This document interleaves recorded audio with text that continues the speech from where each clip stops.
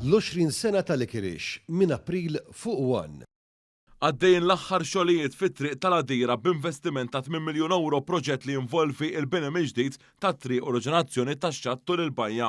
Dan intqal waqt żjara jagħmlu fulan tax-xogħol il-Ministru għat-Trasport u l-Infrastruttura Chris Bonet u l-Ministru għat-Turiżmu Clayton Bartolo. Il-ħidma li kienet mifruxa fuq tul ta' 3 km fuq il-karreġġjati minn u lejn iċ-Ċirkowwa bdiet meħdejn ir-roundabout tal-Armir sa roundabout tal-parti t'isfel tal-bajja tal-Għadira. Ix-xogħlijiet inkludew it-tqiegħed ta' servizz tal-ilma, cables tal-Malta u l-bini mill-ġdid ta' triq. Waqt dawn ix-xogħlijiet l-Awtorità Maltija għat-Turiżmu ħadmet fuq il-bini mill-ġdid tax-xatt. Il-proġett inkluda l-organizzazzjoni mill-ġdid ta' triq bl-introduzzjoni ta' parkeġġi fuq naħa tal-bajja fejn ikun hemm ħafna attività bekk jonqos l-ammont ta' nies li jkollhom bżonn jaqsmu l-karreġġjati bil-mixi.